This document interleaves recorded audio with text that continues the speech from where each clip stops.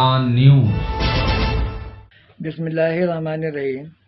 ادارہ شریعہ فرنگی محل سے میں مفتی ابوالعرفان فرنگی محلی حنفی قادری رزاقی آپ سے مخاطب ہوں۔ اس وقت کرونا وائرس کی وجہ سے بہت سے مسائل درپیش ہیں، اور اسی کے ساتھ یہ بھی ہے کہ اگر عیدگاہ میں یا مسجد میں ہم کو نماز عید الفطر پڑھنے کی اجازت نہیں ملتی ہے، ایسے حالات نہیں ہیں، تو اس کے لیے کیا کیا جائے گا؟ اس سلسلے میں بہت تفصیلی فتویٰ لکھا ہوا ہے جو اس وقت آپ کے سامنے موجود ہے۔ اس میں سے جو خاص باتیں ہیں وہ آپ کے کان میں ڈال دینا چاہتا ہوں۔ سب سے بڑی بات یہ ہے کہ نماز جمعہ کے لیے قرآنی حکم ہے، لیکن نماز عید الفطر کی مواظبت کی وجہ سے سنت موقدہ ہے اور واجبات میں سے ہے۔ اگر آپ جمعے کی نماز نہیں پڑھیں گے تو آپ گھر پہ ظہر کی نماز پڑھ سکتے ہیں، اکیلے بھی اور جماعت سے بھی، لیکن اگر عید الفطر کی نماز چھوٹ گئی ہے تو اس کا بدل کیا ہے یہ کتابوں میں نہیں ملتا ہے۔ امام اعظم ابو حنیفہ رحمہ اللہ تعالیٰ کے نزدیک نماز عید الفطر واجب ہے، آپ کی مواظبت کی وجہ سے۔ ایسا رسائل الارکان ملا برالعلوم فرنگی محلی نے لکھا ہے، جو ہمارے جد امجد ہیں۔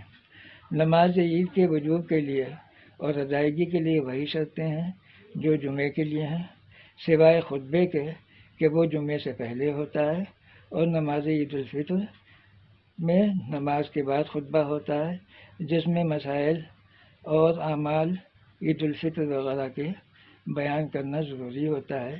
یہ بھی رسائل الارکان ملا برالعلوم نے لکھا ہے۔ آگے امام اعظم ابو حنیفہ رحمہ اللہ تعالیٰ کے نزدیک نماز عید الفطر کے لیے بڑی جماعت شرط ہے، اور امام احمد ابن حنبل کے نزدیک بھی یہ صحیح ہے۔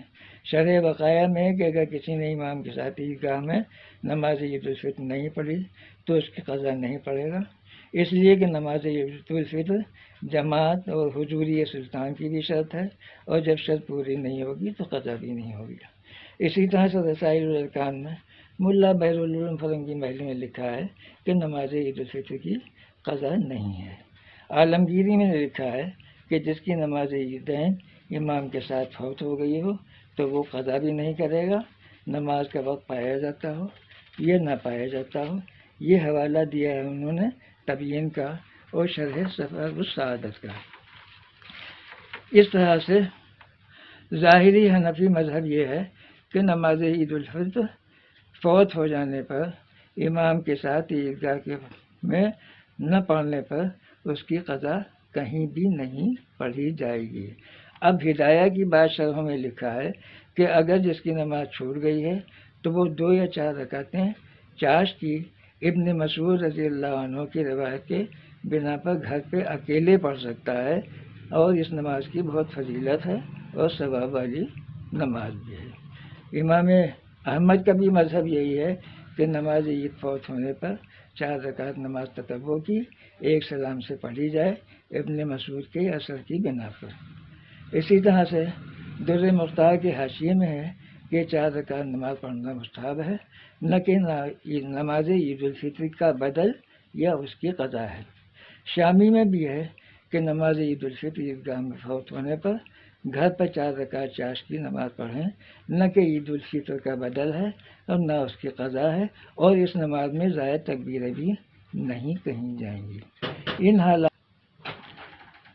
حالات میں جہاں تک کہ کتابوں میں نظر گئی ہے، کہیں سے یہ ثابت نہیں ہوتا ہے کہ اگر نماز عید الفطر کسی کی چھوٹ گئی ہو کسی بھی اسباب کی وجہ سے تو وہ گھروں میں پڑھی جا سکتی ہے، اور گھروں میں پڑھنے کے لیے بھی امام کے لیے بھی شرائط ہیں اور دوسری بھی شرائط ہیں جو گھروں میں پڑھے جانے سے پوری نہیں ہوگی۔ تو اس اعتبار سے میں یہ سمجھتا ہوں کہ بہتر یہی ہے کہ جس کی نماز چھوٹ جائے وہ اپنے گھر پر 4 رکعت